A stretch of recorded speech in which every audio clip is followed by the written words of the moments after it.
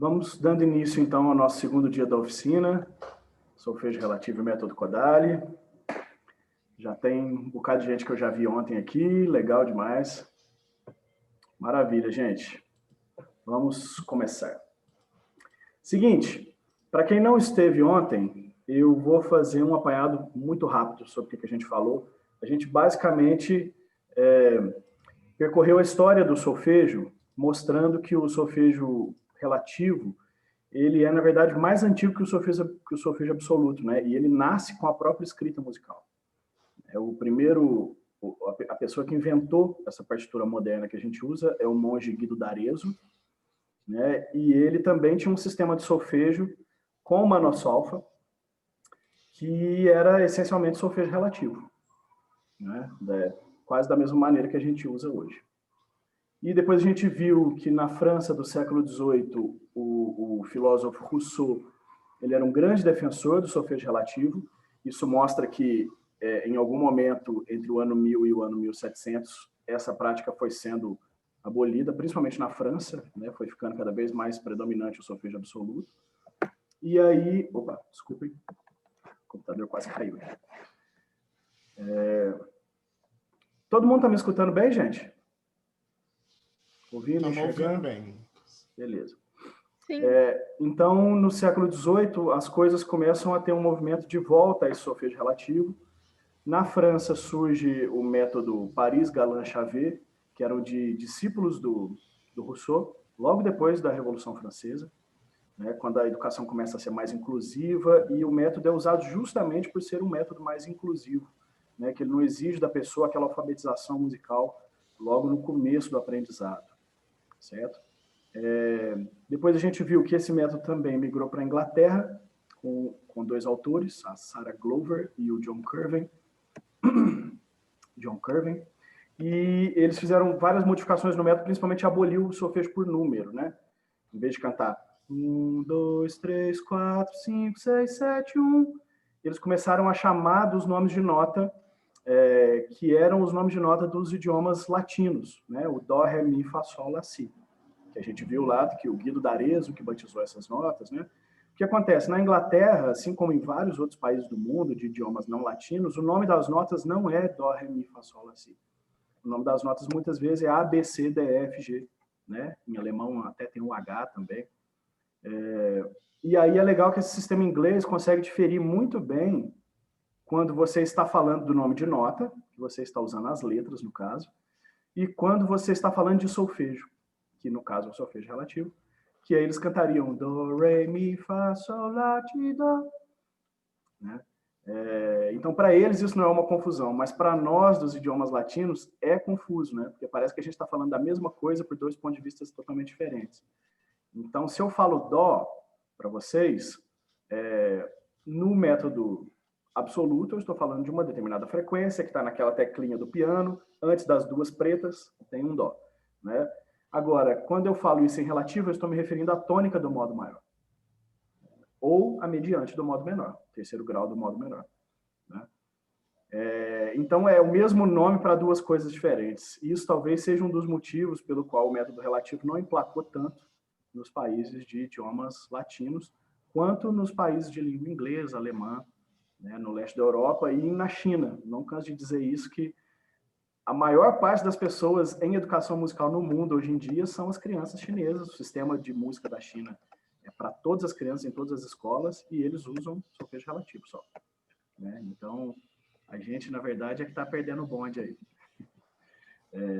Mas, claro, também revendo o que a gente falou na aula passada, isso é uma herança da nossa tradição de teoria musical que vem dos conservatórios franceses. E como a gente vai ver hoje de novo, a França foi o país que liderou essa tradição do solfejo absoluto. Né? E espalhou esse método e solidificou esse método em todos os países de língua latina, ou seja, todos os países que falam francês, espanhol, português e italiano. Na grande maioria deles, o solfejo absoluto é hegemônico. Né? Aí eu queria trazer para vocês algumas falas aqui sobre essa diferença entre o solfejo relativo e o absoluto.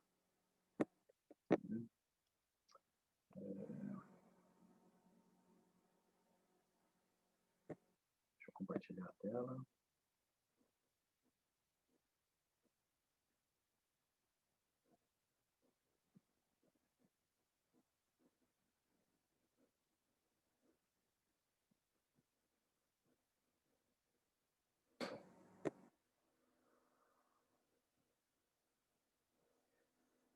Esses arquivos que eu mostrei ontem, que eu vou continuar mostrando hoje, eles estão todos num link, que eu fiz uma pasta com o Google Drive, com alguns dos arquivos mais importantes. Eu passei para o Carlos aí compartilhar. Fiquem atentos com relação a isso aí, porque vale muito a pena ter esses artigos, dar uma olhada em casa. Depois que tiver ouvido a oficina, isso vai solidificar algumas coisas que eu vou falar aqui. Eles estão bem mais estruturados do que a minha fala aqui. Se puder falar para eles, Carlos, certinho como é que baixa aí, enquanto eu baixo na página. Pelo Drive mesmo, o link, né, do Google Drive, pelo Drive mesmo, vocês vão receber aí, tá?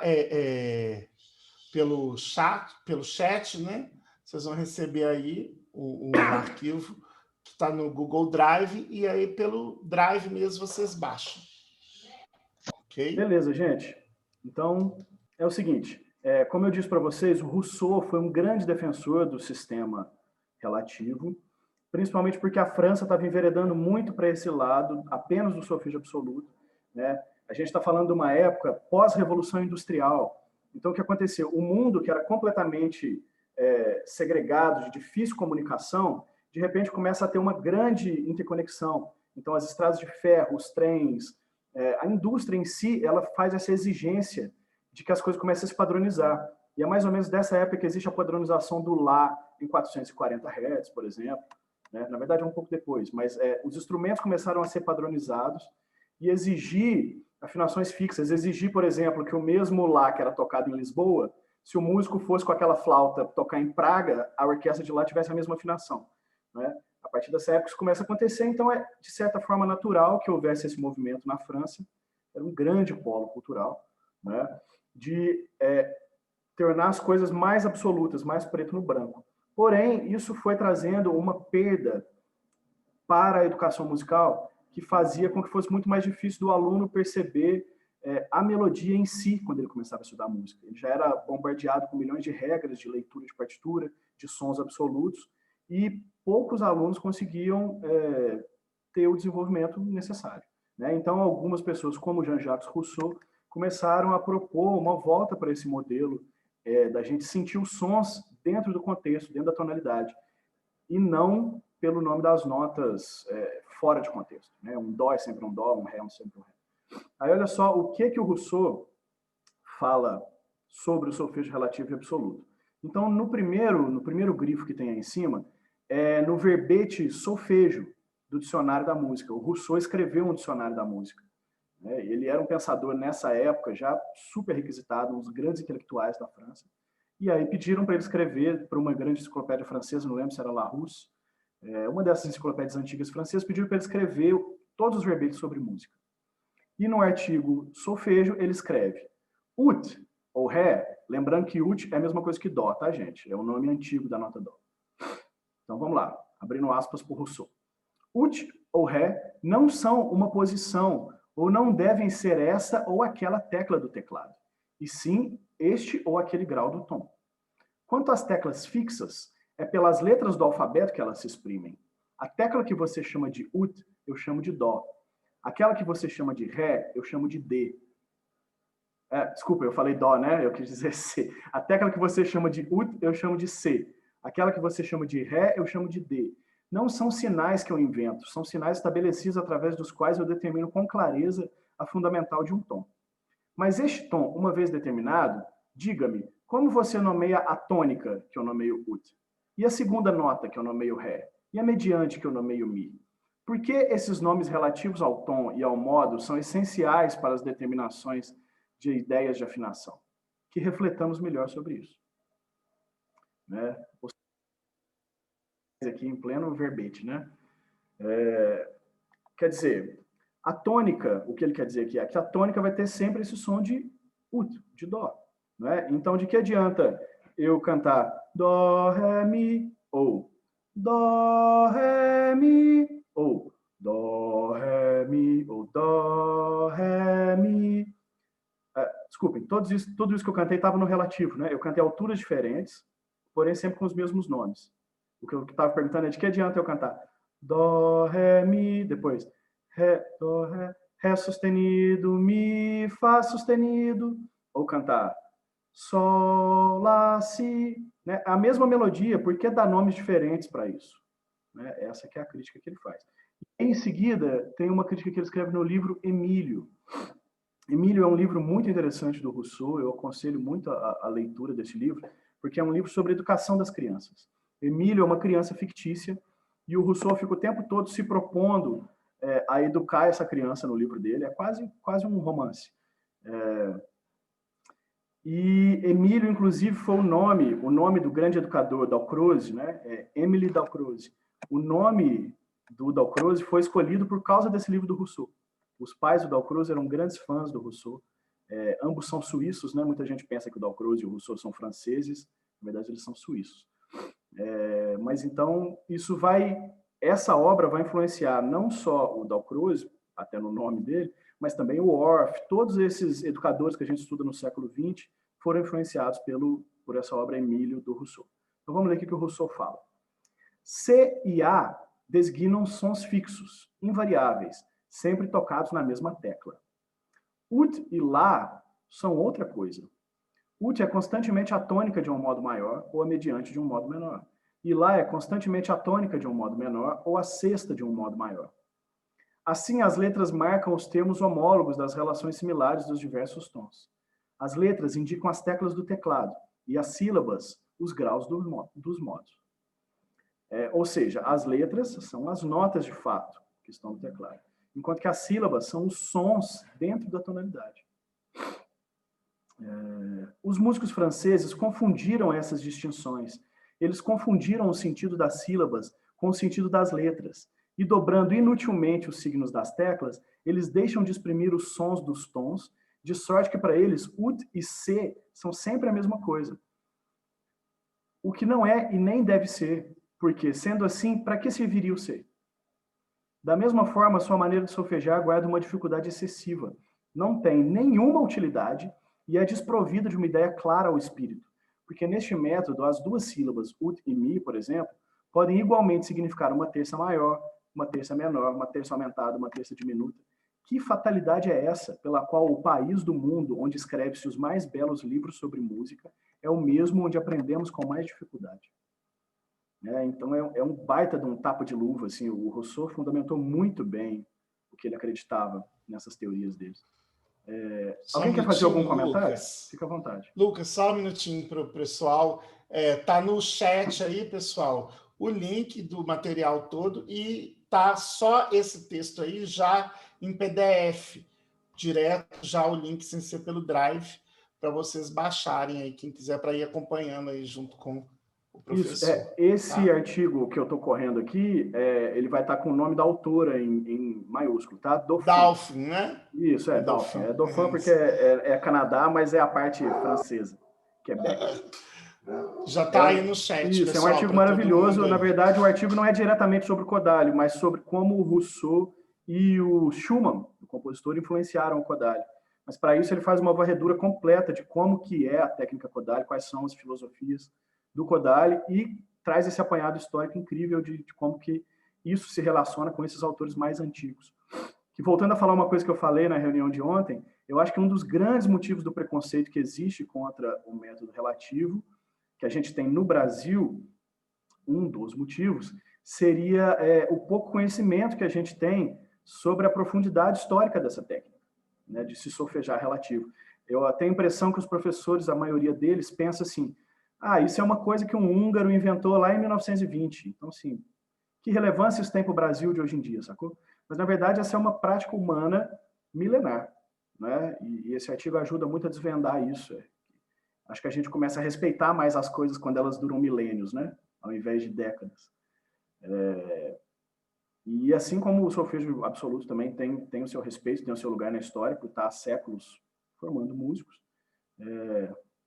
O que é importante é a gente realmente conseguir olhar da mesma maneira para os dois métodos, né? E conseguir, como professores, fazer uma crítica realmente embasada. O que vai funcionar para mim, por que funciona, né? Enfim, é isso que a gente está se propondo aqui, né? Ter mais conhecimento sobre esse outro lado, que é menos conhecido, e ter menos achismos, a gente começar a conhecer um pouco mais. Alguém quer comentar ou quer perguntar alguma coisa sobre esse trecho dessa definição do Rousseau, essa diferença entre absoluto e relativo? Se ficou confuso, a gente pode se deter mais sobre isso, porque isso é importante.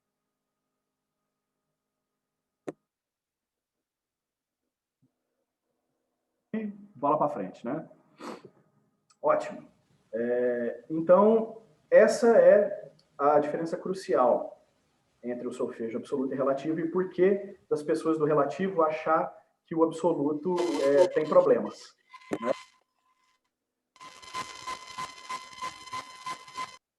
Opa, vale a pena a gente marcar de novo o que o Rousseau disse.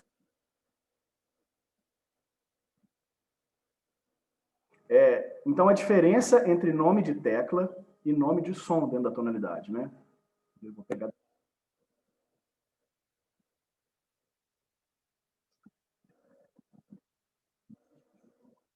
com o mouse.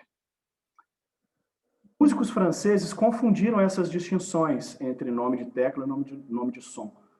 Eles confundiram o sentido das sílabas com o sentido das letras, e dobrando inutilmente os signos das teclas, eles deixam de exprimir os sons dos tons, de sorte que para eles ut e c são sempre a mesma coisa. Então, para que serve o c? Para que ter dois nomes para a mesma coisa? Esse problema que ele aponta para os músicos franceses é exatamente o problema que a gente enfrenta na nossa língua portuguesa, né? Ou seja, o mesmo nome para as mesmas coisas. Isso, de fato, não tem como a gente mudar, né? Assim, a gente não vai mudar uma tradição do jeito como as coisas são chamadas, elas são assim e ponto. E esse realmente é um desafio para quem começa a dar aula do relativo. Ela exige um certo tempinho de adaptação, né? Por isso que eu gosto de trabalhar esse método ou com quem tem zero de experiência. Então a pessoa já começa a aprender assim. A gente já não conta para o aluno iniciante, meus alunos de I1 da primeira série que eu pego, eu não conto para eles que eu estou ensinando uma coisa diferente, eu simplesmente faço. Né? Eu não diferencio os nomes das notas, eu simplesmente incuto na cabeça deles que este som é um som dentro do tom, sempre o som dentro do contexto. Né? Agora, eu também uso isso nos últimos anos, nos alunos mais avançados, porque eles são alunos que já têm experiência de como estudar música, eles já venceram vários anos de estudo, então não vai ser essa confusão que vai desencorajar eles. Né? O Ricardo está aí aparecendo, é justamente um dos alunos que a gente usa esse método no curso técnico lá, né? O Ricardo é flautista também, teve uma flautista que fez pergunta ontem. Me perdi. Bom, enfim, a gente usa esse método porque a pessoa já tem essa experiência, aí existe uma certa fase de adaptação, mas essa adaptação, ela não é tão difícil de ser vencida, ela é uma coisa assim que um mês de estudo a pessoa já está habituada com esses novos nomes, e perceber que existe essa diferença que para nós linguisticamente é confuso. Você tem algum comentário a fazer sobre isso, Ricardo? Sobre a sua vivência nisso? Se foi confuso, se não foi, quanto tempo você levou para adaptar? Você podia dar um relato para nós rapidinho aqui? Tá, beleza. Olha, a princípio foi difícil, porque quando eu estou acostumado com o solfejo, esse mais normal que a gente aprende, começo, para passar para o relativo, assim, a princípio, mas vai acostumando, né? Com o tempo. Mas eu achei bem mais interessante. Ele, de fato, em sala de aula, ele soa mais musical, gente. A gente imediatamente começa a fazer música. Né? Um defeito que eu vi quando era aluno no solfejo absoluto é que eu só aprendi o solfejo depois que o professor cantava comigo 3 ou 4 vezes. Então, na verdade, eu tinha memorizado o solfejo. Eu não tinha aprendido, de fato, a ler e solfejar de primeiro. Mas porque o solfejo absoluto, para mim, é muito difícil. Eu já tenho uma dificuldade, sincero, porque questão de ouvir a música, poder passar ela para o instrumento, aí com o solfejo relativo, teve um pouco assim, de facilidade. Para poder começar a cantar ela no seu tom certo, né, senhor? Ótimo. Bom, eu acho que eu vou partir aqui logo para como que se dá, então, de fato, as aulas de solfejo relativo dentro do método Kodály. Lembrando também, de novo, que eu já falei na última aula, mas às vezes tem alguém que não estava aqui, que eu aprendi isso do Ian Guest. O Ian Guest, para quem não conhece, vale a pena dar um Google aí. É um senhorzinho que mora aqui em Tiradentes, e ele é uma referência nacional em publicações sobre harmonia, sobre arranjo, né? Mas o que ele mais se dedica na vida pessoal dele, fora das publicações, é ao solfejo relativo, à musicalização. Eu tive a sorte de colar no velho bastante tempo lá e aprender muito com ele. Fez muita diferença na minha vida como músico e quando eu comecei a aplicar as técnicas dele na sala de aula, eu sinto que fez muita diferença como professor também. As turmas me dão uma resposta bem diferente e a aula é super divertida. Enfim, vou mostrar para vocês mais ou menos como é que funciona. Ô, Lucas, só fazendo aqui também uma... Depois eu posso até deixar aí no chat, eu também fui aluno do Ian Guest lá na Bituca, né? Fiz curso com ele lá. Quem que está falando aqui? Eu me perdi. É Júnior, de Visconde Rio Branco. Legal, Júnior. E ele realmente é fora de sério. E tem um cara aqui, um produtor, que é o Marcelo, ele fez um documentário com o Ian Guest. Está no YouTube e tal, é um filme. Você assistiu, né? Então, depois eu posso deixar aí também para o pessoal ter acesso e tal, é bacana. Eu acho que vale a pena. Recomendo para todo mundo. Eu vou até escrever o título aqui, quem quiser procurar lá no YouTube. É O Imperfeccionista. Eu achei o título maravilhoso. Ele é o melhor, né, cara? Ele é o melhor. É porque justamente sobre esse lado da educação, né? De formar a pessoa e de não exigir a perfeição. Definitivamente, ele é um defensor da imperfeição. Eu acho isso maravilhoso. Ele é o imperfeccionista. Eu conheci o Marcelo, inclusive, gente finíssima. Ele é daí, de Visconde? Não. O Marcelo, na verdade, eu trabalhei... Eu sou formado pela UFOP. Foi em 2006. E lá eu era bolsista da TV UFOP. Entendi. E eu trabalhava na parte de audiovisual e tal. E o Marcelo também já trabalhava, né? Nessa questão aí de edição de vídeo e tal. Conheci ele por lá. Entendi. Bom, gente, então vou focar aqui mais ou menos em como é o método. Eu preparei algumas coisas também sobre o Kodály, históricas e coisas e tal, mas eu acho que eu vou deixar para o final, que eu acho que você já deve estar de saco cheio já de ouvir de história, Guido d'Arezzo, Idade Média, Revolução Francesa. Está de bom tamanho, né? Vamos direto para o que nos interessa como professores e depois a gente dá mais uma volta nisso, porque também são coisas interessantes que mudam o nosso jeito de pensar. Bom, o método Kodály, em princípio, é legal a gente entender que o próprio Kodály, ele nunca escreveu o método Kodály. O método Kodály é o nome que se dá para um apanhado de práticas que ele ajudou a sistematizar. E ele foi um grande mestre na Hungria, porém, ele não foi um cara que deixou muito escrito exatamente como ele fazia. Então, o que aconteceu foi que os alunos dele, os expoentes de alunos dele, que vieram a se tornar grandes educadores musicais depois, eles sistematizaram, colocaram tudo escrito, a filosofia e a metodologia.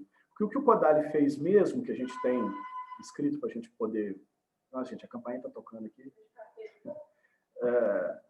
É o seguinte, ele escreveu alguns livros sobre exercício. Então, os livros praticamente não têm instruções, tem poucas instruções, e ele simplesmente coloca lá, tem, por exemplo, o livro 333 exercícios, tem o livro Vamos Cantar Afinado, mas são coisas que ele já usava na prática na sala de aula. Quem foi responsável por introduzir as filosofias e os métodos de como usar o livro foram os alunos dele depois. Tá?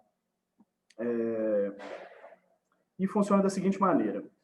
Ele é um cara muito intuitivo. Ele tentava passar isso, ele achava que isso era o mais importante no aprendizado, que era a criança sentir prazer em estar estudando e conseguir fazer as coisas de maneira mais intuitiva possível, né? Da mesma maneira que a gente aprende a língua materna.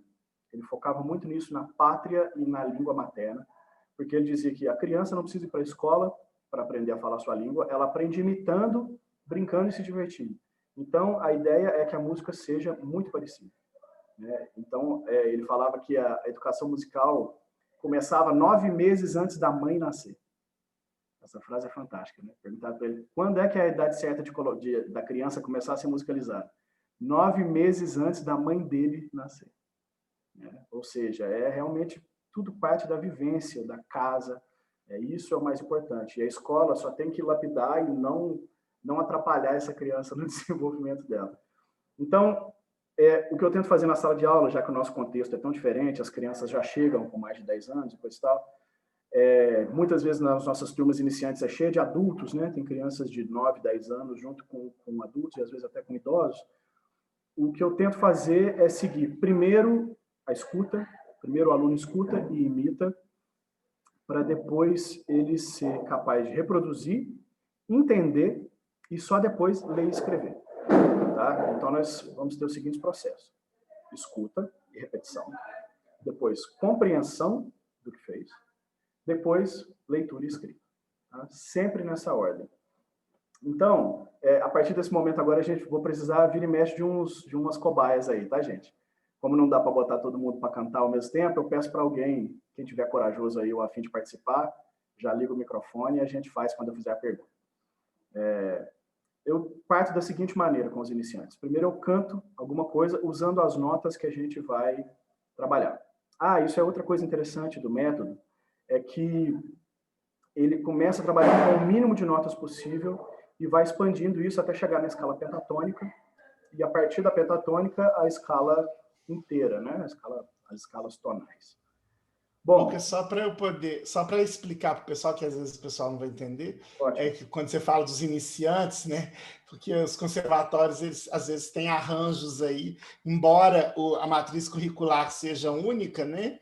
A gente, inclusive, né, na discussão nas mesas aí coletivas, a gente percebeu que existem muitas diferenças aí, né, da interpretação dessa matriz curricular.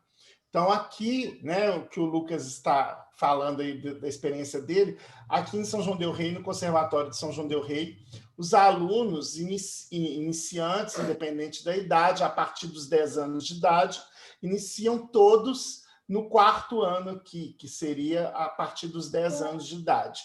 Independente da idade, todos começam nesse mesmo nível, né, a partir dos 10 anos de idade.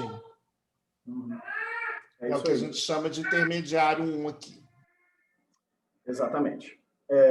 Então, deixa eu compartilhar uma outra coisa com vocês aqui, que é uma palestra que o Ian deu em São Paulo, em 95, que ele estruturou vários materiais e alguns escritos sobre. Então, só para mostrar para vocês a ordem em que se desenrola esse aprendizado.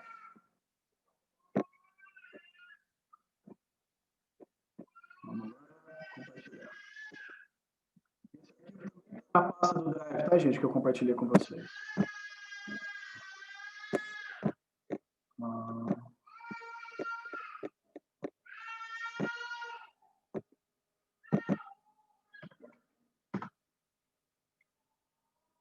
minutinho. Aqui.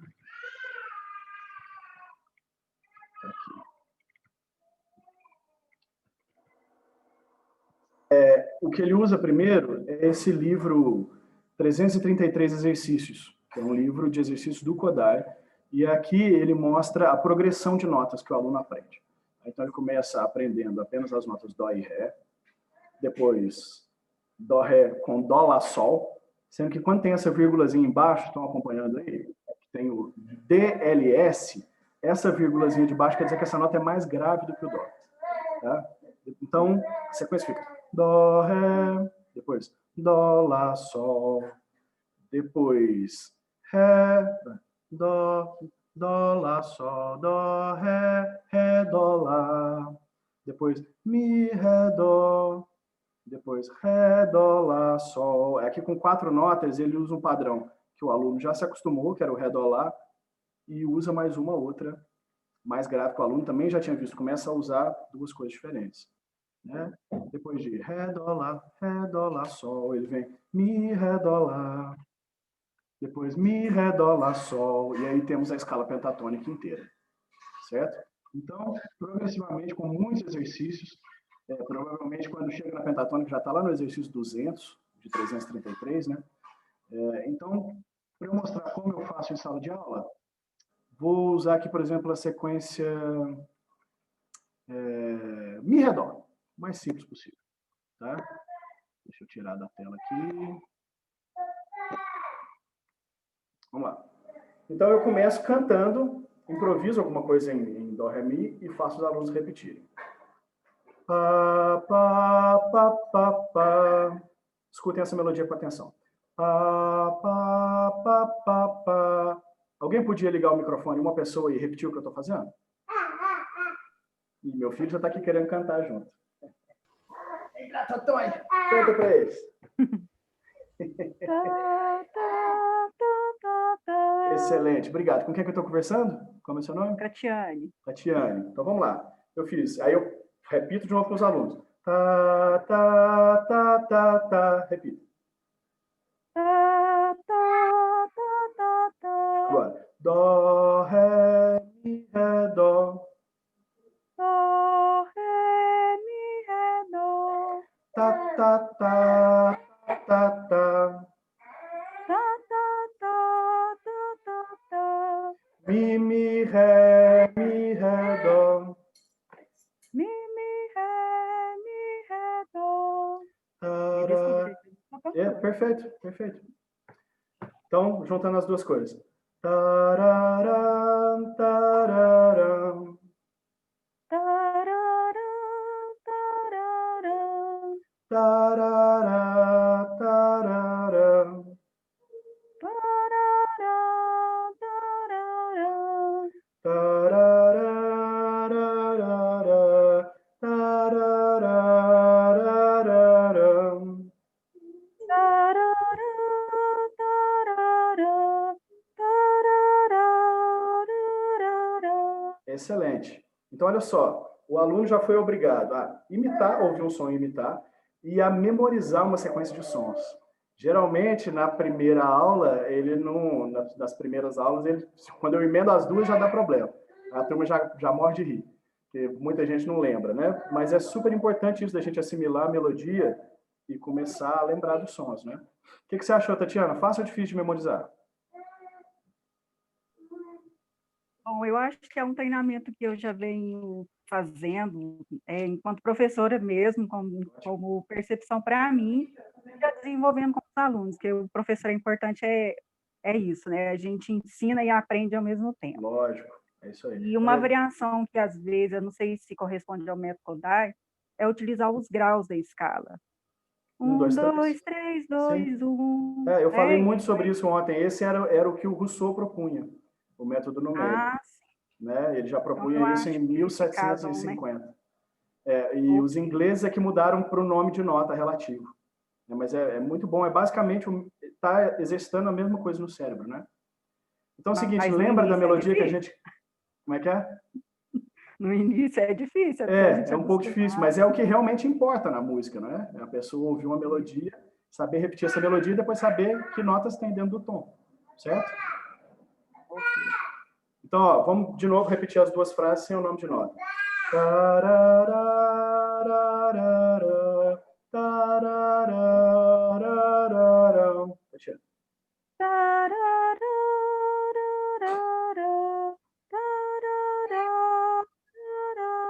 Excelente. Agora, Tatiana, você já sabe que as notas são Dó, Ré, Mi que a gente está usando. Você é capaz de cantar com os nomes de nota agora, sem a gente ter feito isso para as duas frases? Manda abraço. Dó, ré, mi, ré, dó, mi, ré, dó. Perfeito, perfeito. É lógico que a gente está trabalhando aqui com uma outra musicista profissional, né? Nós somos dois músicos profissionais cantando isso, não é tão difícil, não é nem surpreendente que você tenha feito, né? Mas o que acontece? Numa turma iniciante, isso não demora a chegar, esse ponto. Trabalhando com poucas notas, em alguns meses, os iniciantes já conseguem fazer isso. Eu dou para eles uma sentença sem o nome de notas e eles já são capazes de cantar o nome das notas, porque eles já estão sentindo desde o começo aquele som dentro da tonalidade, qual é o nome dele, né? Eu acho esse exercício muito importante, ele é um dos que eu mais faço em sala de aula. Mudando a complexidade, lógico, dependendo da turma, né? E seguindo aquela listinha do método Kodály lá, em mais ou menos no nosso ritmo do Conservatório de São João del Rei, em mais ou menos 2 anos, o aluno iniciante já canta a escala pentatônica inteira e já tem essa habilidade de ditado, né, que isso que a gente fez agora nada mais é do que um ditado sem escrita, né? Então, em 2 anos, ele adquire a escala pentatônica inteira e começa a criar esse reflexo.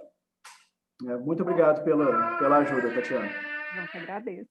Beleza. Comentários, perguntas? É só um comentário com relação ao ditado melódico. Eu Boa. acredito que, às vezes, os alunos têm tanta dificuldade porque não vivenciaram todo esse processo anterior de memorização, dessa construção. A gente afasta Então, muito da por isso realidade, que né? não... Isso, por isso que eu acho que as crianças e os alunos, como um todo, têm tanta dificuldade na parte melódica. O ditado, ele parece que é uma coisa, pelo nosso método tradicional, super distante, né? É uma coisa que a grande maioria dos alunos tem muita dificuldade, muita dificuldade. Pelo método Kodály, é lógico que o ditado não é a coisa mais fácil do mundo de fazer, mesmo em língua portuguesa, né? Mas em música ele deve ser a mesma coisa. A partir do momento que a pessoa sabe dizer e escrever a palavra, sabe dizer e ler a palavra, ela tem que ser capaz de saber escrever, né? Então, mas aí a gente já está entrando em outra seara. Então, vamos lá, eu tinha dito que a primeira parte é ouvir e conseguir reproduzir, certo? Isso a Tatiana tirou de letra aqui para nós. A segunda parte é conseguir entender o que cantou e dar o nome para as notas. Aqui a gente também passou, certo? Então a pessoa ouviu, intuitivamente imitou e memorizou. Segunda parte, ela começou a quebrar a cabeça para descobrir que os sons são aqueles. E a última parte seria ler e escrever, tá? Mas só um instante, antes da gente ir para essa parte, vamos focar um pouco nessa parte intermediária aqui, de tentar descobrir os sons que a gente está cantando, realmente conseguir compreender. Então, tem que cantar muito com os alunos, aquelas notas que a gente estiver trabalhando. E um recurso que eu faço também, que eu aprendi com o Ian, é cantar uma das 3 notas e pedir para o aluno identificar uma nota. Qual é aquela nota que ele está ouvindo. Tá? Então, a gente estava no Mi, Ré, Dó, certo? Outra pessoa agora, que não a Tatiana, abra o microfone quando souber a resposta. Se a gente tem essas 3 notas, Mi, Ré e Dó, como é o nome dessa nota que eu estou falando igual a um padre?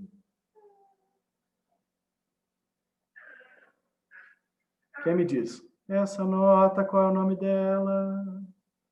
Ré. Ré. Muito bem. Como são professores, eu já fui na mais difícil. Geralmente, as mais fáceis são as das extremidades, sobretudo a mais aguda, é onde fixa mais o nosso ouvido, né? Aí eu pergunto para o aluno, geralmente os alunos morrem de rir disso. Qual é essa nota que eu estou falando igual a um padre? Já cria um interesse também, né? A ideia é que ensinar música seja divertido, né, gente? Se for chato, ninguém vai querer estudar percepção.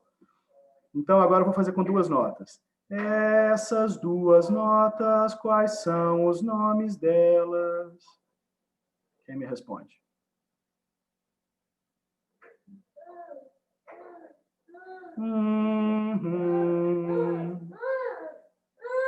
Mi, dó. Era mi e dó. Isso aí, alguém respondeu. Então, o que acontece? A partir do momento que o aluno começa a ficar craque e se divertir nessa brincadeira, e vai ficando cada vez mais automatizado, o neném está gritando muito aqui. Ele já tem as ferramentas todas que ele precisa para fazer um ditado, né? Pelo menos as mais importantes, que é de escutar e discriminar qual som é qual, né? Essa ferramenta é a ferramenta principal de se fazer um ditado. E a ferramenta principal também que um performer usa para ter uma ideia na cabeça e passar essa ideia para a mão, para músicos que trabalham com improvisação, né? Então, essa habilidade ela já vai sendo treinada desde o começo, mesmo em níveis básicos, com 2 notas, 3 notas, né? E aí o aluno só precisa ter o reflexo da escrita, da grafia, né? Nesse caso, eu realmente preciso de um pouco de teoria musical, treinar bastante ritmo, dobre metade, qual que é a figura, blá, blá, blá, né? Mas a parte principal já está lá. O aluno consegue se fixar em algumas notas que eu cantei e dizer o nome delas, né? Dúvidas, perguntas? Alguém quer me xingar aí por alguma coisa? Faz mais um exemplo para mim, Lucas, por favor, para me entender melhor. Ótimo. Vamos pegar outras notas. Vou pegar... A gente está vindo Mi, Ré, Dó. Agora eu vou pegar Ré, Dó, Lá, Sol. 4 notas, hein? Ré, Dó, Lá, Sol, Sol, Lá, Dó, Ré. Vou fazer isso com os alunos, para os alunos se acostumarem com o som. Sol, Lá, Dó, Ré. Alguém repete? Você mesmo que perguntou.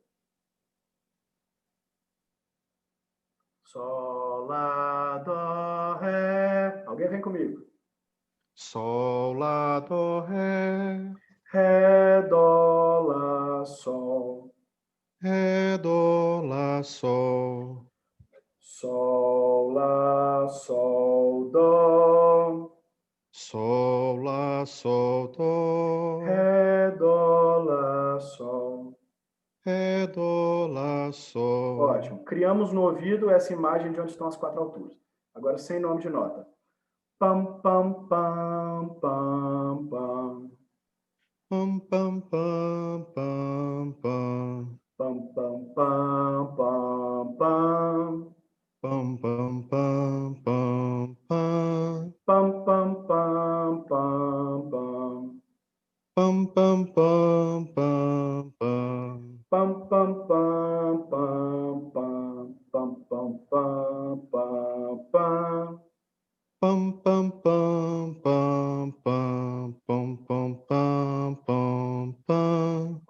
Esse nível que a gente está aqui agora, gente, a pessoa já tem que ter mais ou menos um aninho de experiência, né? Se a pessoa começou do nada, ela trabalhar com 4 notas, igual a gente fez aqui. Com quem é que eu estou falando? Júnior. Júnior, beleza, Júnior. Então, vamos mais uma vez sem nome de nota. Pam, pam, pam, pam, pam, pam, pam, pam, pam, pam. Pam, pam, pam, pam, pam, pam, pam, pam, pam, pam. Beleza. Ré, dó, lá, sol, lá, dó, ré. Essas são as notas que a gente está trabalhando. Se a nossa melodia é pam, pam, pam, pam, pam. Qual que é a primeira nota, Júnior? Pam, ré. É isso aí. Se for um pouco difícil para os alunos, a gente vem trabalhando nota por nota. Né? Pam, pam, pam. É o começo da melodia. Então, se esse é o ré, que nota é essa?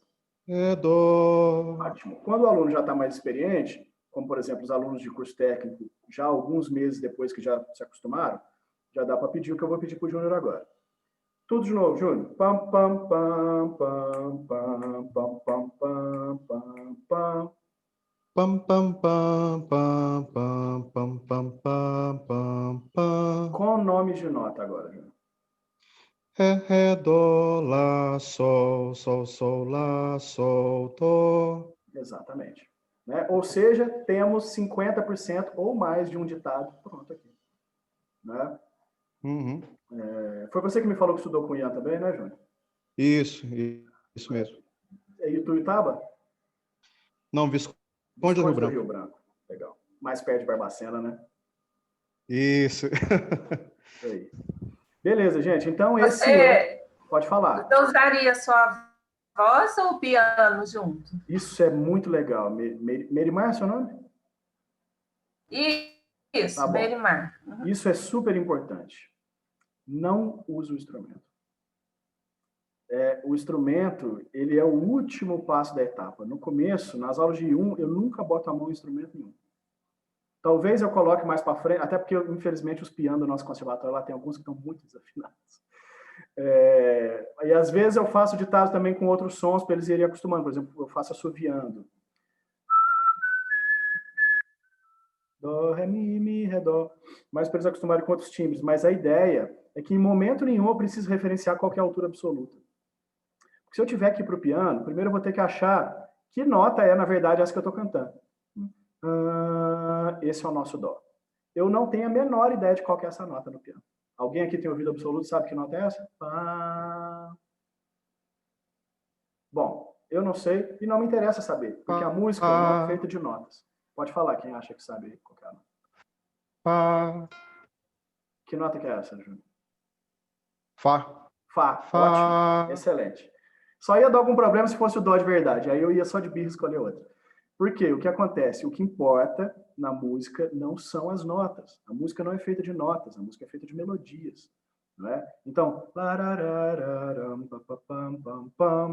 é isso que importa. Né? Aí a pessoa codificar, porque isso está dentro de um contexto. Qual que é o contexto? A tônica é tá, né? Tanto faz se é mi, ré, dó, lá, sol, lá, sol, dó, ou se em fá maior, isso é sol, fá, ré, dó, fá. Isso é problema de quem for tocar no instrumento. Né?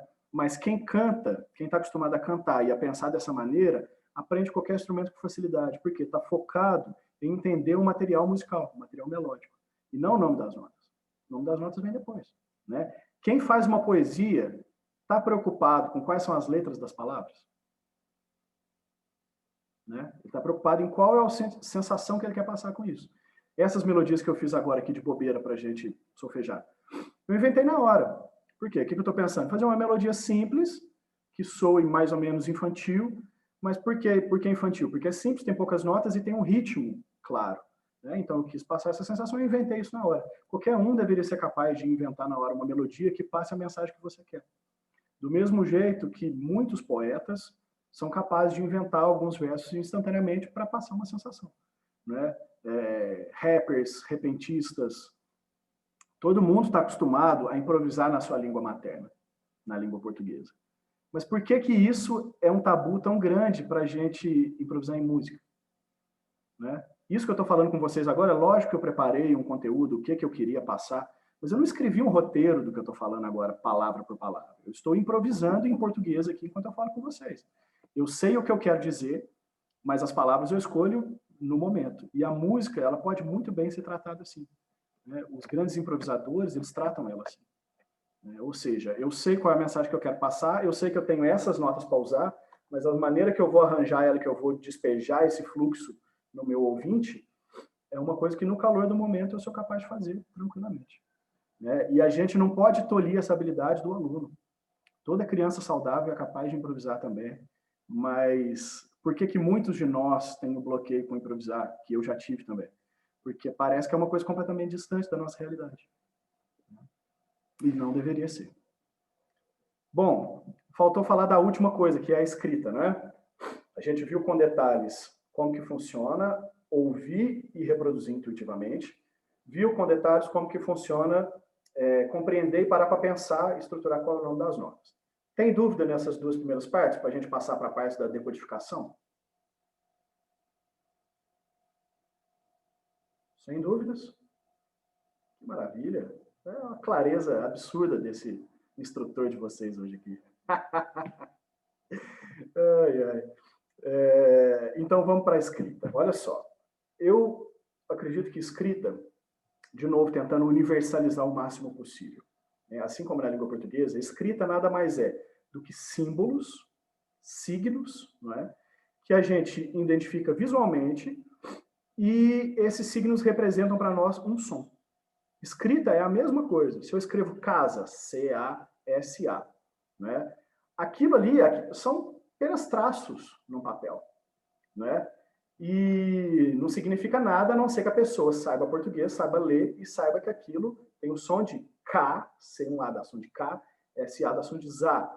E ainda assim, esse som que vem na sua cabeça, quando você vê aqueles símbolos, casa, é apenas um som.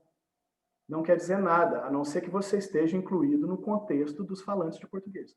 Se eu falo casa para um chinês, para ele é só dois sons que eu emiti com a minha boca, e não tem significado nenhum.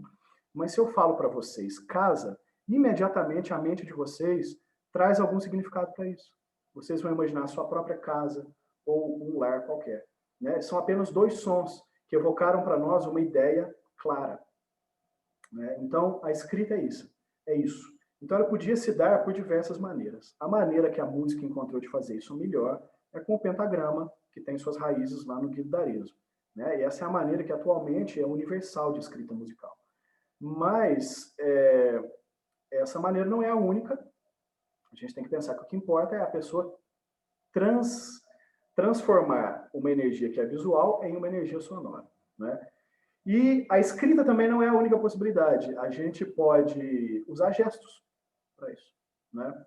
E também, desde tempos imemoriais, as culturas usam gestos para dizer qual som que deve ser ouvido. Tá? E aí tem outra coisa que é crucial no método Kodály, que é a manossolfa. Não só no método Kodály. Esse método, essa prática da manossolfa já foi largamente utilizada no Brasil. No canto orfeônico se usava a manossolfa. Eu tenho certeza que muitos de vocês, principalmente os mais antigos, já devem ter tido contato com métodos que mostravam a manossolfa. Por exemplo, aquele livro que é bem velhinho, mas ainda é muito usado, né, da Maria Luísa de Matos Prioli. Foi o livro que eu comecei a estudar teoria no batalhão lá em Lavras. Ele traz os desenhos da manossolfa, né? E nas minhas pesquisas eu vi que até no Egito Antigo, eu mostrei isso ontem, né, um slidezinho, dos egípcios fazendo sinais, então tinha um maestro para um grupo, e esse maestro dizia qual era a nota que a pessoa ia tocar com as mãos. Então, a manossolfa é uma super maneira de transmitir imediatamente a ideia que você quer.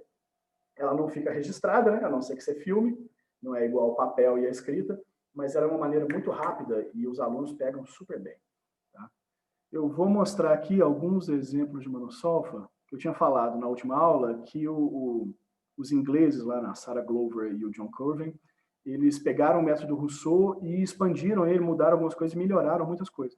Uma dessas coisas que deu super certo na Inglaterra do século XIX foi a manossolfa.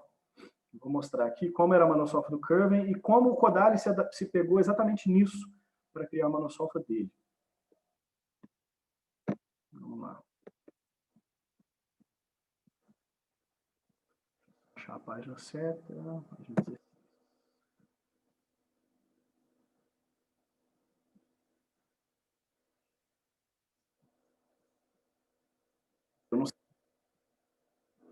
Mas tem aqui Curvens Original e Kodalis Version. Então ele veio desde o agudo. Ti, lá, reparem na escrita, eu estou olhando o lado do Curven primeiro, tá? Reparem na escrita como que já vem escrito já no sotaque britânico. Ti, lá, sol, fá. Eles vão pronunciar como mi, re. Re é ótimo, né? Re e dó, né? Então, os sinais dele, voltando aqui de novo, eram ti, lá, não, ti, dó, dó, ti, lá, sol, fá, mi, re, dó. Eu vou parar de fazer esse sotaque escroto aqui, vamos falar em português mesmo, né? E no Kodály, olha a semelhança. O dó é o mesmo, o ré é o mesmo, o mi é o mesmo, o fá que muda. Em vez de apontar para baixo, ele é assim com o dedão. O sol é igual, o lá é igual e o si é igual. Só muda a posição da mão, né? Esses gestos, eles já trazem até uma lógica tonal. Por quê? Reparem que o si aponta para cima e o fá aponta para baixo. Por quê? No tonalismo, essas são as notas que têm intervalo de semitom próximas umas das outras. E as notas que a gente sente como tensão, com vontade de resolvê-las naquela direção. Então, se a gente ouve um ti, a gente quer ouvir logo depois um dó, ti, dó, né? Do mesmo jeito, se eu venho descendo, dó, ti, lá, sol, fá. Se eu paro nesse fá, imediatamente eu quero ouvir fá, mi. Por isso o símbolo é para baixo, para mostrar que a nota quer resolver naquela direção. Né? Então, vamos pegar 4 notas para ficar fácil. Tá? Vamos lá, quero voltar para a linha monossolfa aqui. Quem se candidata? Coragem, gente. Quero um corajoso aí. Pode ser uma pessoa que nunca fez isso na vida, não tem problema nenhum. Lembra que estamos em busca da imperfeição. Tá? Puxa vida, ninguém, que sozinho que eu tô, cara. Me ajuda aí, Carlos. Pode ser. Vamos lá. Não tem tu, vai tu mesmo, Carlos. Eu vou pegar Dó, Ré, Mi, Sol. Tá? Os sinais são esses aqui. Dó, Ré, Mi, Sol. Pegou? De novo. Dó. Grave para você, né? Então, peraí, deixa eu afinar isso aqui. Dó, Ré, Mi, Sol. Dó, ré, mi, sol. Excelente. Tá vendo outra vantagem do estudo relativo, gente? Não tem tom ruim mais. O tom ficou ruim, você bota um tom bom na hora. Né? Isso é muito legal. É a metáfora do quadro. Me lembre de falar de novo do quadro depois. Essa metáfora fica muito claro o que o método se propõe. Mas vamos lá, Carlos. Vou te mostrar na mão e você me diz o que é que eu cantei. Sol. Você canta. Sol, mi, sol, mi, ré, mi, sol, mi, ré. Cuidado. Sol, mi. Você está cantando sol, fá. É a confusão de quem não está habituado com o método, é que sempre dá vontade de meter o fá no meio da pentatônica. Sol, mi, ré, dó. Mais uma vez, Carlos, vamos lá, vamos passar vergonha junto. Vem daqui, vem do que eu mostrar na mão. Dó, ré, mi, ré, dó, sol, dó, ré, mi, ré, sol. Ótimo. Qual é o nome deste som que eu estou falando igual um padre? Ré. Vem comparando com a média. Ré, dó. É isso aí. Então, esse é o processo. Tá? É super normal no começo, enquanto tem adaptação, ter umas falhas, cara. É isso mesmo. Mas vocês veem que isso cria um reflexo. Isso cria um reflexo que é muito importante para o nosso pensamento musical. Né? É o reflexo de você ouvir e já saber o que aquela nota é dentro do tom. Né? Você não precisa ter ouvido absoluto para sair tocando atrás. Você ouviu aquela nota, você sabe que é a terça. Para cantores, isso é maravilhoso. Para instrumentistas, com um pouquinho de trabalho, de passar essa habilidade para o instrumento, rapidinho você consegue imitar e tirar as coisas muito mais facilmente. Pelo menos é a impressão que eu tenho. Tá? E outra coisa importante, além da monossolfa, é a escrita monogramática. O que é isso? Vocês lembram quando a gente tinha falado ontem da escrita francesa, lá dos números do Rousseau? Né? Era tudo escrito por números, para indicar as alturas. Igual a professora falou com a gente aqui agora há pouco, né? Eu esqueci quem é que tinha falado. Vocês verem essa partitura do Rousseau, da Amazing Grace.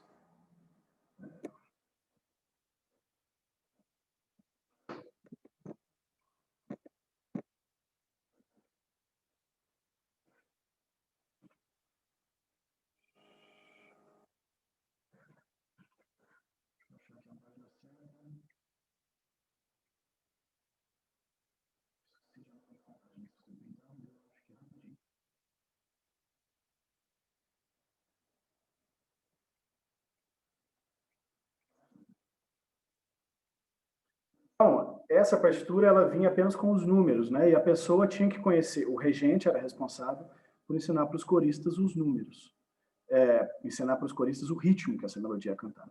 Os números servem muito mais para o coralista lembrar qual que é a nota dele. Porque para quem está no coral, é super fácil você entender uma melodia principal, mas às vezes é um super desafio você entender as melodias das vozes internas, né? Agora, se você entender o ritmo da principal e vai cantar em bloco, esse recurso mnemônico é ótimo para você lembrar quais são as notas intermediárias que você tem que cantar. Então, lembrando que o I é como se fosse o 1, oitava acima, tá? Então, a nossa nota mais aguda é o Dó de cima. Vou pegar ele aqui, ó. Dó, Dó, Ti, Lá, Sol, Fá, Mi, Ré, Dó. Dó, Dó, 5, 5, 1. Tô lendo a primeira linha lá em cima, tá? 5, 1, 3, 1, 3, 2, 1, 6, 5. 5, 1, 3, 1, 3, 2, 3, 5. Ficou agudo para mim, hein? Aí a segunda voz seria 5, 1, 1, 3. Vou pegar daqui. 3, 3, 3, 5, 7. Olha que essa sétima está com bemol, né? Sétima menor, sétima quarta, sétima quarta, quarta terça. Então ficaria Amazing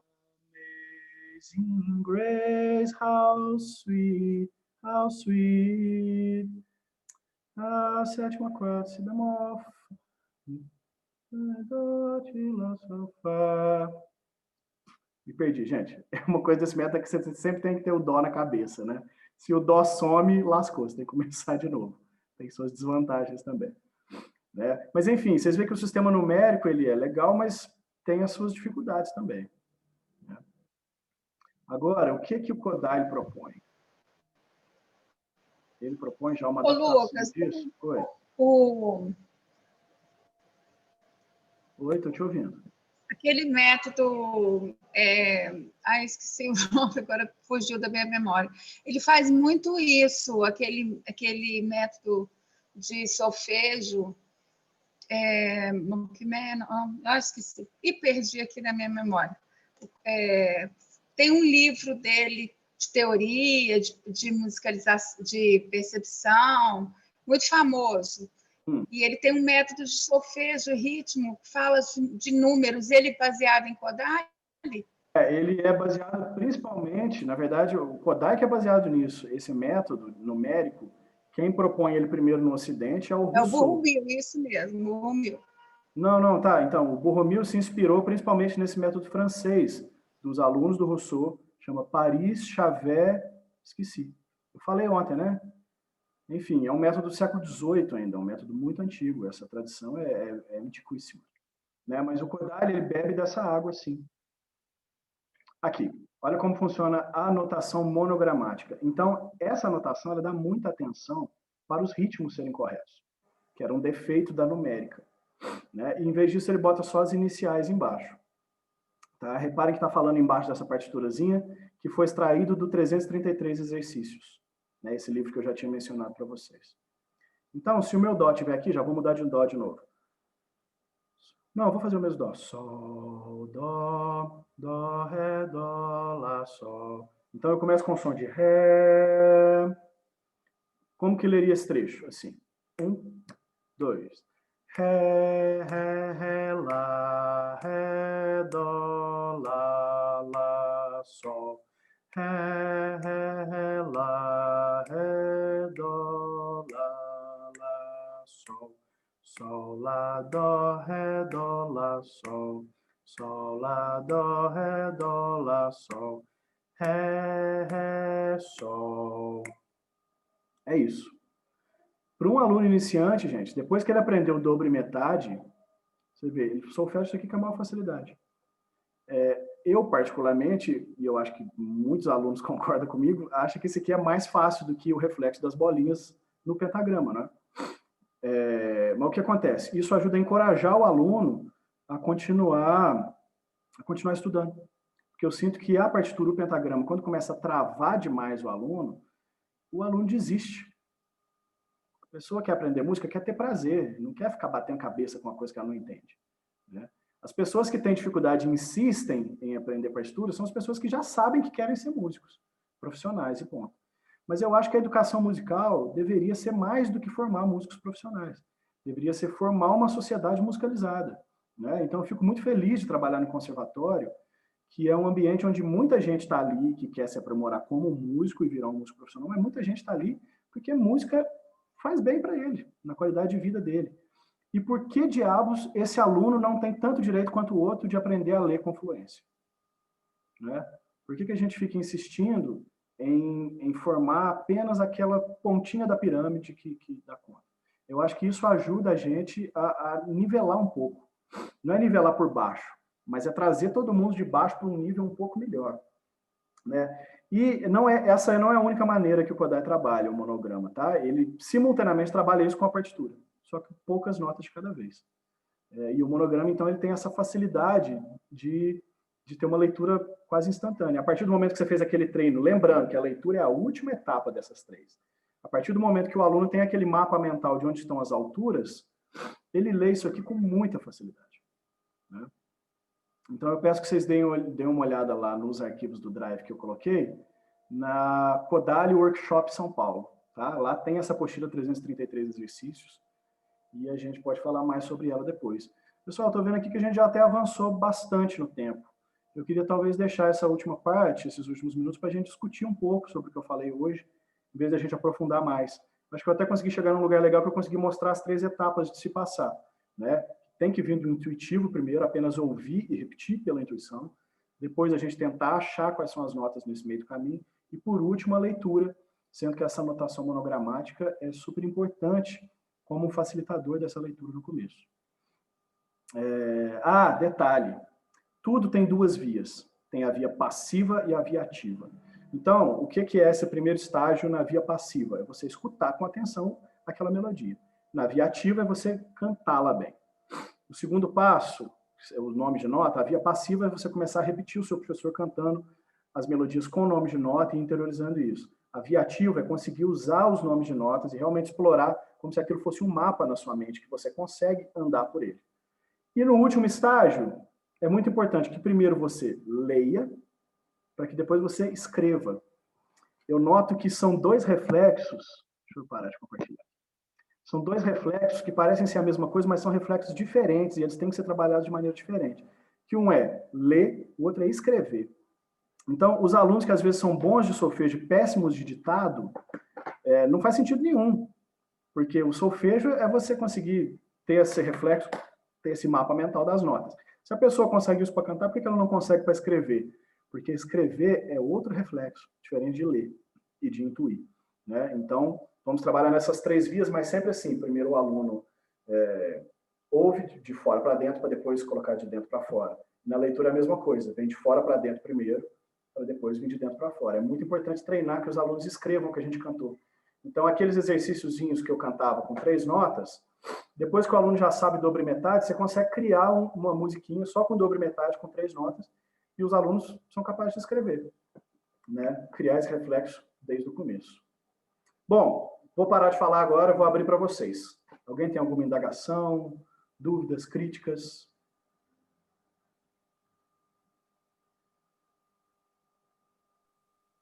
Ô, professor, só uma questão aqui. Quando a gente fez o exercício, né? Você, no processo de repetição, quando mais ou menos assim, durante o seu, né?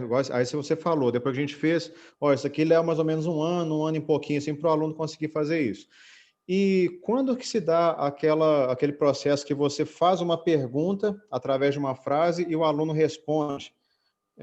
Isso está mais ou menos ligado ou vai ser mais a posteriori ainda? Musicalmente, você diz? Quando, né, você faz ré, dó, lá, sol, aluno, sol, lá, sol, ré, dó. Excelente pergunta. que O tem Ian gosta muito de esse fazer diálogo? isso, né? Perguntas e respostas só com música. Olha, isso pode vir o mais cedo que for possível, porque, em primeiro lugar, é muito divertido. Mas ele não é uma coisa muito fácil, né?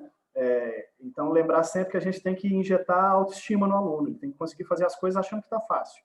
Ninguém se diverte sendo ralado igual um cachorro de rua, apanhando até. Ninguém se diverte assim, né? A pessoa tem que ser muito sádica, né? Ou masoquista para se divertir assim. Então, é importante ser feito no momento em que os alunos já tenham aquela segunda etapa de nomear as notas de compreensão bem estabelecida. A partir do momento que você nota que a turma já consegue fazer aqueles ditadozinhos de boca com facilidade, aí tem um passozinho importante que eu não falei, que é importante fazer antes de fazer isso, Júnior, que é improvisar. Então, a partir do momento que o aluno tem na mente dele, que ele aqui em cima é o ré, e aqui tem o dó, e aqui tem o lá, ré, dó, lá, dó, ré, ele está seguro transitando aqui, do mesmo jeito que eu improvisei para passar uma melodia para ele, você pode pedir para ele improvisar uma melodia com essas 3 notas. Né? Entendi. A partir do momento que o aluno tem esse mapa, ele consegue transitar por esse mapa com facilidade, ele vai conseguir improvisar e automaticamente ele vai fazer esse exercício. Para quem não entendeu, gente, o que o Júnior está propondo, vou fazer com você um pouquinho, Júnior. Só com essas 3 notas, ré, dó, lá, pode ser? Pode. Ré, dó, lá. Isso. Lá, dó, ré. Responde. Ré, dó, dó, lá.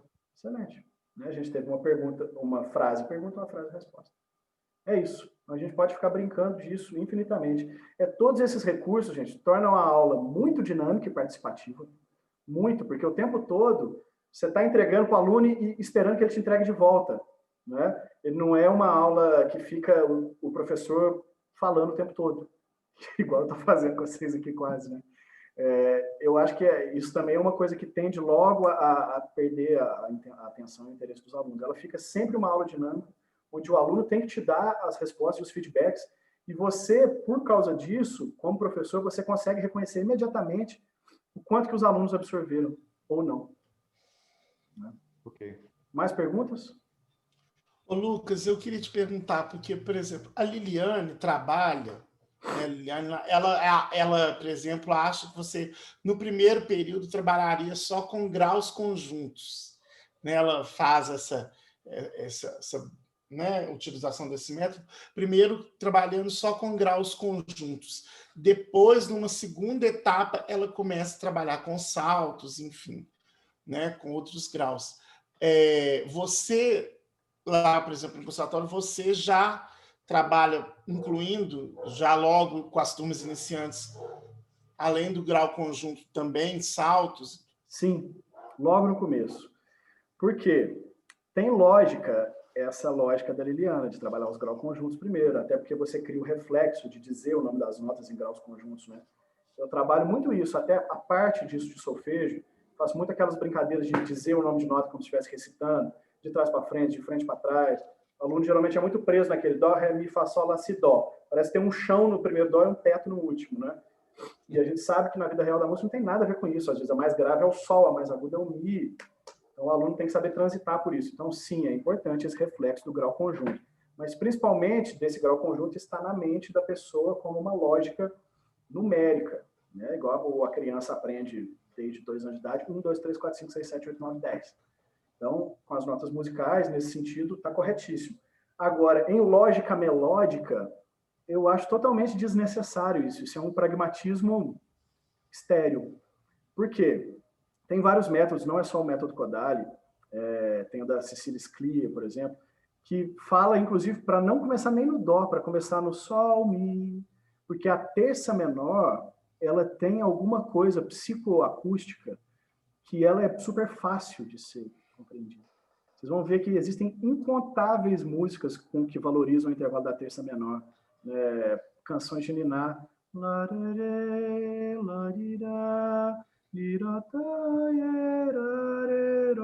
Quase sempre essa terça menor está entre a terça e a quinta, né? Entre a mediante e a dominante. Ou seja, Mi, Sol. Né? Outro exemplo que é super intuitivo, qualquer criança em qualquer lugar do mundo faz essa melodia. Isso é até bizarro. Ou alguma variação disso. Todas as culturas têm essa melodia, que é uma coisa que não é nem música, é quase que um jogo de palavra, é quase que uma sensação em forma de som. Né? E ela começa com sol, mi, lá, sol, mi. Então, de fato, eu não acredito que cantar as coisas com a sequência de dó, ré, mi, fá, sol, sejam necessariamente o mais fácil, entendeu? Pela lógica matemática, sequencial, numérica, sim, faz sentido e tem a sua importância. Mas quando a gente está falando exclusivamente de música, e de melodia e de sensações que as melodias trazem, isso não é verdade, não é uma necessidade. Por isso que o Kodály também trabalha com a pentatônica. A pentatônica não é graus conjuntos o tempo todo, ela pula os semitons fora. Né? Dó, ré, mi, pulei o fá. Sol, lá, pulei o si. Dó, lá, sol, mi, ré, dó. E é super fácil de ouvir e de cantar. Mais perguntas, dúvidas, críticas? Você falou aí da melodia, quando você falou assim, que nota é essa que eu estou falando igual pare? O próprio Kahn, quando ele se faz em duas notas, o Senhor esteja convosco. Exatamente. Sol, sol, mi, sol, sol. Amém, ti, dó. Repara que... Na verdade, isso foi um... Sol, mi. Na verdade, isso não é um sol mi, é uma terça menor, mas é um dó lá, porque a tônica é essa. Exatamente. Mas a terça menor, ela é super musical, cara. A terça menor tem alguma coisa com a gente, no nosso lado animal mesmo, psicoacústico, e ela simplesmente funciona. Então, por que eu vou ficar brigando com ela? E quando é associado a um som conhecido, é mais fácil, né, para eles. Certo. O som da campainha, eles adoram, né? Mas a campainha ainda tem muitas variações também. Tem campainha que é terça maior. Mas você tem razão. Por exemplo, quem falou comigo foi a Andréia, é isso? Meirimar. Meirimar de novo, isso. Ô, Meirimar, eu geralmente quando vou ensinando as sequências de notas, quando os alunos vão progredindo naquelas sequências que eu mostrei no começo, eu sempre tento achar alguma música que eles conheçam que tem aquela sequência bem destacada. Porque quando as notas elas são só coisas meio assim da aula de música, elas estão meio perdidas no vácuo lá, é bem mais difícil para o aluno do que quando ele sabe que aquelas notas têm uma representação num som que ele conhece, que ele está acostumado a cantar. Né? Por exemplo, de uns anos para cá, quem tem criança pequena por perto aí sabe que bombou o Baby Shark. Né? E aí o Baby Shark usa uma sequência que é o dó é a nota mais aguda. Então eu sempre uso o Baby Shark quando eu vou falar do sol, lá, dó, porque geralmente tem essa coisa que a gente falou antes, né, do aluno ter essa trava de que o dó é o chão e o outro dó é o teto. Então não existe nada abaixo do chão e acima do teto. Então já começa numa música que é super simples, que todas as crianças têm na cabeça, e que ela já pega o quinto grau grave, o sexto grau grave, resolvendo na tônica. Sol, lá, dó, dó, dó, dó, dó, baby shark, tchu, tchu, tchu, tchu. Baby Shark, tchu, tchu, tchu, tchu, Baby Shark. Aí você não precisa contar que essa última nota é a sensível, não. Tá? É o si, mas fica em segredo aqui pra gente. Mas é isso, sempre bom ligar com músicas que estejam na memória e no dia a dia das crianças. E dos adultos também. Pessoal, acho que tá bom a gente ficar por aqui hoje, né? Acho que teve de bom tamanho. Mais dúvidas? Acho que tem espaço para mais uma, se alguém quiser. Bom, então é isso. A gente fecha amanhã. Certo? Obrigado a todos que estiveram aí até agora. Caramba, Lucas, está meio barulhento aqui. Eu só queria perguntar se eu não pude participar ontem. Se a gente tem acesso ao link, porque sim, eu acho que eu perdi muita coisa. Sim. Eu subi para o meu canal no YouTube. Ô, Carlos, você consegue colocar o link desse vídeo? Consigo. O vídeo de ontem aqui? Tá? Só colocar aí, pessoal, para quem ainda não pegou, tá aí no chat o link, né, do Drive, do material aí que o Lucas, né, passou. E eu vou colocar aí o link do canal dele no YouTube do vídeo, ontem, para quem não pegou, né? Só um minutinho aqui. São já cortadas, assim, porque palestra é sempre, oficina é sempre uma coisa longa, né? Vai dar quase 1h30 aqui.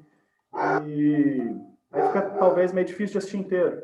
Né? Mas aí eu não tive tempo hábil para conseguir editar, deixar só o filé para vocês, não. Mas aí dá para aproveitar. O link também tá aí, pessoal, da aula de ontem, tá aí. É esse link aí no chat do YouTube, beleza?